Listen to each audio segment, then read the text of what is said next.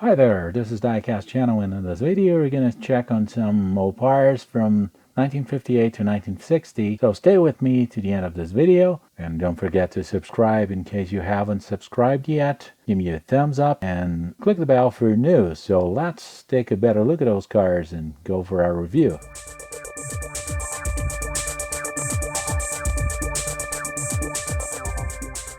First car I have is this 1958 Plymouth Belvedere. It is not Miss Belvedere, but Miss Belvedere is 1957, but it's pretty close to this car. And this is a very charming car, very futuristic for its time. This is made by M2 in a 1/64 scale. By the way, all these cars I'm going to show in this review are made by M2 in a 1/64 scale. This car is really made with excellence. And as we can notice, the bumper, grille, the headlights, the rear bumper, the taillights are all separate parts. They're not cast in metal just like we find in some different brands. And M2 also makes opening doors and opening hood with very detailed engine. So we're going to take a closer look at those details and check them out for ourselves.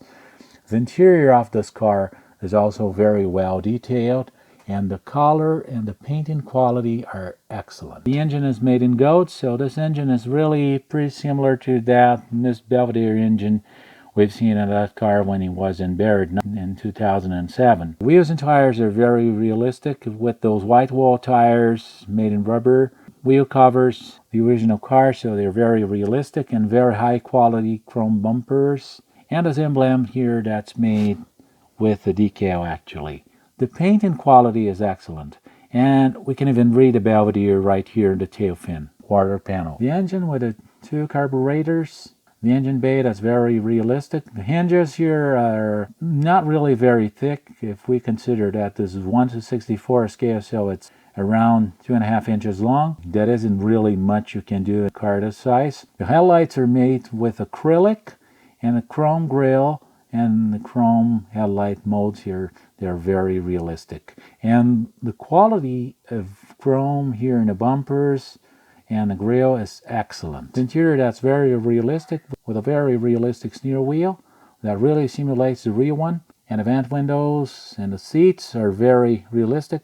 And we are talking about a 1/64 scale car. So that's really small. Inside the car, some more details we can see from the dashboard and the seats. Quality of these cars is really something. The metal base of a Plymouth with all the frame, subframe, the tires, mufflers, drive shaft, the engine, tranny. They're just not painted on different colors. They're all made in black, but still very realistic. They're much better than some 1/18 scale cars, as we can see the best of show models, for instance. Now I have a couple of 1957 Dodge Coronet. Those are American police cars of 1950s, and they're very nice. They really have those very futuristic lines for 1957, and those tail fins kind of remind us of rockets and airplanes. They were pretty typical of those cars at that time, and they are also big cars, fast cars, and very tough ones.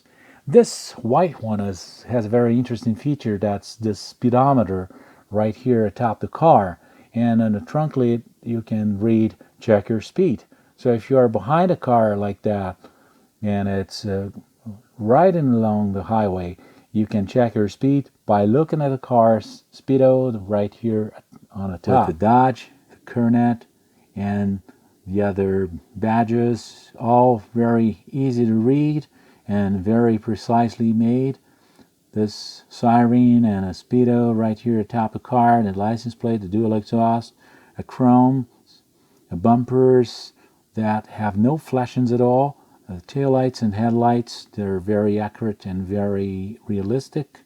And interiors with those bench seats, we can see with very rich details in a 1/64 scale. Hood ornaments and the Dodge logo right here in the hood.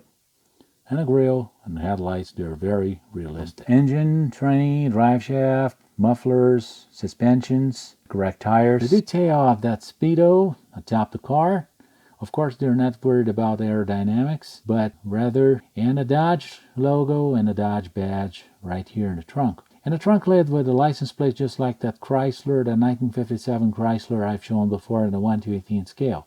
And the taillights are made in acrylic with very high quality, very high accuracy, and also very realistic. There are no flashings on the bumpers. The chromes are perfect, and there's a dual exhaust right here. This is a 1960 Chrysler 300F. I've shown some Chrysler models in a 1/18 scale from my collection in some previous videos, and the Chrysler cars at the time were really very sophisticated and at the same time had a very high performance. This is a 2+2, although it's a very long car. It's almost the same size of a Cadillac. It's a 2+2, so it would seat 4 people comfortably, and they would ride with high performance at the same time. Interior with the bucket seats, both in the front and in the rear, dashboard and steering wheel, and the doors that look very accurate. The 300F logo and the wheels and tires, they're very accurate as well. The engine bay with the engine, all details, and its grille that was copied by the 2012 Dodge Charger. Chrysler logo and a hood. The good thing about having this screw that holds the base of the car is you can just with a little Phillips screwdriver take the car apart if you need to repair something. Some part might be a little loose inside the car, so you can take the car apart and repair that and put it back together. That's a very easy thing when you have screws instead of having rivets. And the car can also be further detailed. The engine and a tranny, the drive shaft, the mufflers, tank, suspension, front and rear axles, differential. So anything you want to do as a further detail on this car can be done. But the car is already excellent. The tires are really perfect and the wheels are awesome. I really like him too for those qualities. Ranking these cars from 0 to 10, I would give a 10 to every one of them. I really think M2 does a great job at those cars. They have some moving parts, and the moving parts are made with excellence. Sometimes diecast cars have moving parts, but with a very poor quality and very poorly made. It's not the case of M2 Castline that does an excellent job. So I'd like to thank you for all likes and views, for all subscriptions.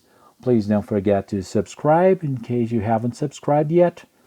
Let me know down in your comments what you think about the cars and about the video. Let me know if you have any further information about those cars that you might want to share with us. And don't forget to share the video and click the bell for news. So thanks for watching, and I'll see you in the next video. Bye-bye.